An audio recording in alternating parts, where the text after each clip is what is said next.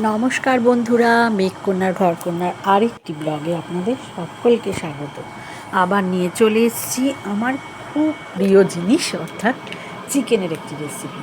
কিন্তু এখানে বিশেষভাবে যেটা হচ্ছে সেটা হচ্ছে চিকেনটা আমি বানিয়েছি সম্পূর্ণ আমাদের মোদি কেয়ারের সোল ফ্লেভার তেল এবং মশলা দিয়ে। তো প্রথমেই চিকেনের টুকরোগুলো দেখতেই পেলেন, সাধারণ যেরকম হয়। আর সঙ্গে নিয়ে নিয়েছিলাম একটু টক দই। আর এখানে আমি চিকেন মশলাটা নিচ্ছি আমাদের মুদি কেয়ারে।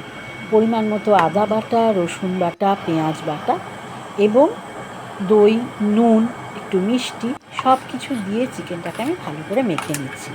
তো কখনো কখনো চিকেন আমি হাত দিয়েও মেখে থাকি, ওতেও ওরকম ভাবার কিছু কারণ নেই। কিন্তু আমার হাতে কখনো কখনো একটু সমস্যা হয়, তখন আমি চামচ দিয়ে ভালো করে জিনিসটাকে মেখে নিই এবং ম্যারিনেশনের জন্য রেখে দিই। এবারে হচ্ছে আমাদের soul flavour rice bran oil, এইটা তেলের প্যাকেটটা।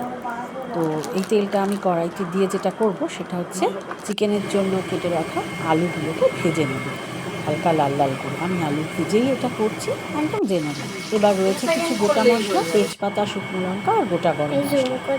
কড়াইতে তেল দিয়ে দিয়েছি, অর্থাৎ আমাদের সাদা তেল মানে রাইস ব্র্যান অয়েলটা। এবার তেল গরম হয়ে গেছে। আচ্ছা, বলে রাখি এখানে, সেটা হচ্ছে যে আমার এই সমস্ত ভিডিওটা কিন্তু আজকে করে দিয়েছে আমার বোনজি, অর্থাৎ আমার ছোট বোনের মেয়ে। ভীষণ ভালো করে দিয়েছে কিন্তু। এবার দিয়ে দিলাম গোটা জিরে আর হচ্ছে একটু মেথি। এটা আমার রেসিপি, কারোর ভালো মন্দ হতেই পারে, কিন্তু আমার ভীষণ ভালো লাগে এইভাবে রান্না করা চিকেনটা। এবার তেজপাতাটা পড়ে গেল।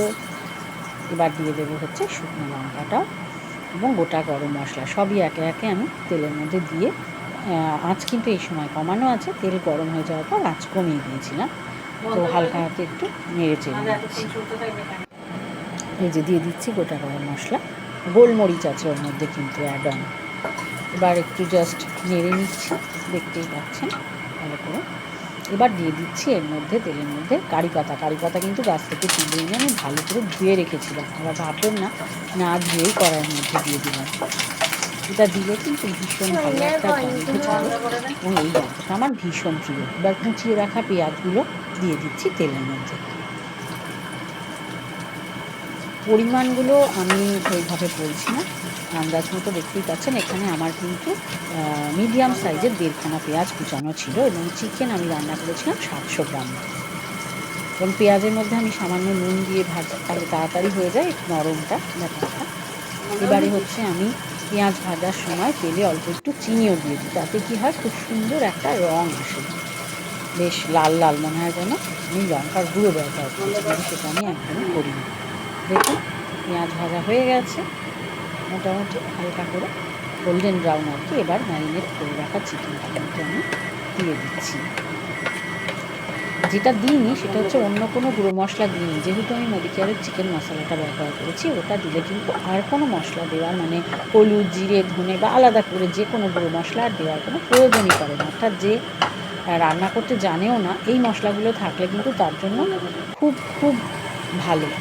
এবার দেখুন বেশ ভালো মতো কষানো হয়ে গেছে। এবার আমি একদম জল ছেড়ে গেছে, যেটা বলে তেল ছেড়ে যাওয়া, মশলা থেকে তেল ছেড়ে গেছে, জল নয় সরি। আমি আলুগুলো, ভেজে রাখা আলুগুলো দিয়ে দিচ্ছি। ঠিক আছে, আলুগুলো দিয়ে ভালো করে একবার নেড়ে চেড়ে নিলাম পুরোটাকে। এখানেও কিন্তু আঁচ আমার কমানোই আছে, দেখতেই পাচ্ছেন আপনারা। এবার আমি গরম জল দিয়ে দিচ্ছি। আমি এই 1 কাপ জল আমি মাইক্রো করে নিয়েছিলাম, মাইক্রো ওভেনে একটু গরম করে নিয়েছিলাম। এবার দেখুন ঝোলটা ফুটে উঠেছে, বাড়িয়ে দিয়েছিলাম গ্যাসটা ঝোলটা ফুটে ওঠার জন্য। এবার আবার গ্যাসটাকে কমিয়ে দিলাম, দিয়ে ঢাকা দিয়ে দিলাম। এবার এই দেখুন আমি দেখাচ্ছি স্বল্পভাবে গরম মশলা রেডি করে রাখছি, আর গোলমরিচ, কালি মির্চ মানে গোলমরিচের গুঁড়ো, আর হচ্ছে আমাদের ঘি, এই 3টে আমি রেডি করে রাখছি। আর সঙ্গে এটা স্টিভিয়া পাউডারটা দেখাতে তখন ভুলে গেছিলাম, এটা আমাদের হচ্ছে আপনার মানে আর্টিফিশিয়াল সুইটনার যেটাকে বলে, এটা কিন্তু স্টিভিয়া পাতার রস থেকে তৈরি হয়। এটা কোনো ক্ষতিকারক নয়, এটা স্যাকারিনও নয়, সুগার ফ্রিও নয়। দিয়ে দিলাম। আমার চিকেন তার আগে দেখে নিয়েছি সব সেদ্ধ হয়ে গেছে, আলু সেদ্ধ হয়ে গেছে। তো একদম গ্যাস কিন্তু বন্ধ করে দিচ্ছি। গ্যাস বন্ধ করে রান্নার শেষ পর্যায়ে আমি ঘি দিলাম। আবার একটুখানি মনে হলো আমার যে গোলমরিচের গুঁড়ো ছড়িয়ে দিচ্ছি। ঘি, গোলমরিচের গুঁড়ো আর একটু স্টিভিয়ার গুঁড়ো দিয়ে দিলাম, আর গরম মশলা গুঁড়োটাও দিয়ে দিলাম। তো সমস্তটা দিয়ে দেখুন সুন্দর একটা গোল্ডেন ব্রাউন কালার হয়েছে না, দেখেই লোভ লাগছে। তো চিকেন আমার ভীষণ ফেভারিট, যদিও আমি বেশ কয়েক মাস ধরে চিকেন খাচ্ছি না, মানে দেশি মুরগি খেতে বলেছেন ডাক্তার, কিন্তু এটা কিন্তু দেশি মুরগির ঝোলই আমি করছিলাম।